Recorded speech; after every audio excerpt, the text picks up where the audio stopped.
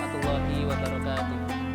Hamdan syukurillah, assalatu wassalamu ala asrofil anbiya'i wal mursalin wa ala alihi wa ashabihi ajma'in, amma ba'd.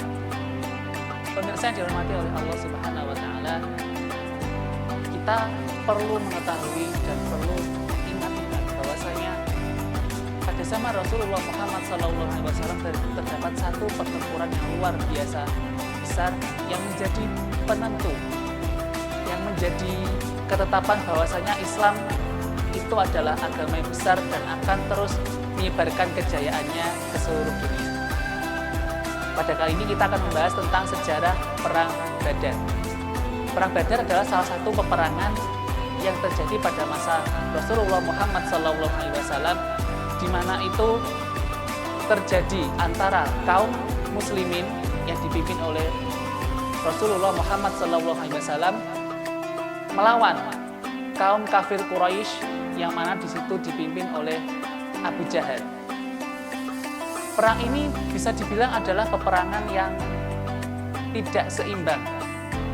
Kenapa? Karena pada saat itu tentara Islam hanya berjumlah 313 orang, atau mungkin bisa di riwayat lain adalah 314, melawan tentara kafir Quraisy di Mekah sejumlah 1.000 orang.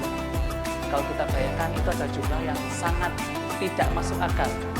Antara 300 melawan 1.000 itu perbandingannya benar-benar tidak bisa dipikir secara nalar. Namun ketika itu bagaimanakah hasil peperangan Badar itu? Allah Subhanahu wa taala memberikan kemenangan yang sangat besar kepada tentara muslim dengan jumlah kekalahan dari pihak kafir Quraisy yaitu sejumlah 70 orang, yang mana di situ termasuk pula Abu Jahal, yang mana termasuk salah satu pemimpin dari kaum kafir Quraisy. Bagaimana bisa tentara muslim yang berjumlah 300 orang saja menang melawan tentara kafir Quraisy yang berjumlah 1.000 orang? Nah, dari sini kita bisa mengetahui bahwa sebelum berperang Rasulullah Muhammad SAW mengucapkan sebuah doa yang mana beliau memohon pertolongan kepada Allah agar diberikan kemenangan dalam peperangan ini. Bagaimanakah doanya? Doanya adalah Bismillahirrahmanirrahim. Rabbana afriq alaina sabran wa tsabbit aqdamana fansurna 'alal qaumil kafirin. Yang mana artinya, ya Allah, limpahkanlah kesabaran pada kami, kokohkan pendirian kami, serta tolonglah kami untuk mengalahkan orang-orang kafir.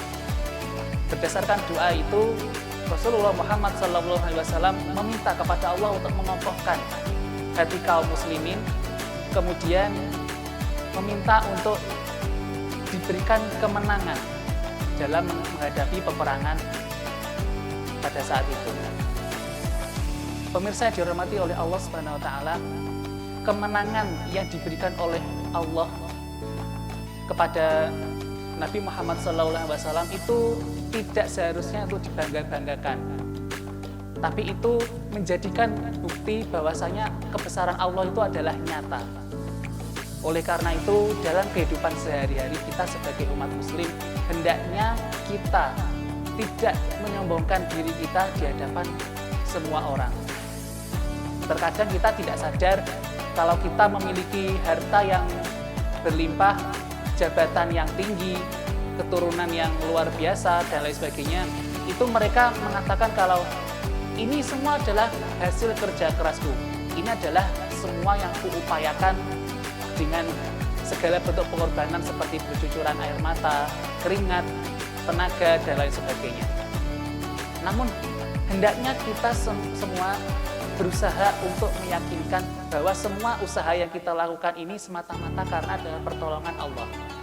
Sebagaimana yang dilakukan oleh Rasulullah ketika Perang Badar, beliau mencoba memohon kepada Allah akan kemenangan meskipun beliau tahu jumlah tentara muslim itu sangat tidak masuk akal jika dilawan dengan tentara kafir. Begitu pula dalam kehidupan sehari-hari kita, maka kita seharusnya melibatkan atau menghadirkan Allah di dalam keseharian kita, untuk niat kita, pikiran kita, dan sebagainya. Dengan begitu Allah Subhanahu wa taala pasti akan senantiasa memberikan kita pertolongan dan kemudahan dalam segala bentuk aktivitas kita. Dan kita juga akan senantiasa terhindar dari perasaan sombong, angkuh, dan kemudian tinggi hati yang mana itu dapat menimbulkan mudarat di kemudian harinya. Pemirsa dihormati oleh Allah Subhanahu wa taala, peristiwa peperangan Badar ini bertepatan dengan bulan Ramadan yang kita laksanakan pada hari ini. Oleh karena itu, semoga apa yang saya sampaikan bisa menjadi pengingat kita untuk senantiasa berbuat baik, memohon semuanya kepada Allah, melimpahkan semuanya kepada Allah, dan juga mencoba untuk memperbanyak bersabar. Demikian yang bisa saya sampaikan, semoga bermanfaat. Kurang lebihnya mohon maaf. Assalamualaikum warahmatullahi wabarakatuh.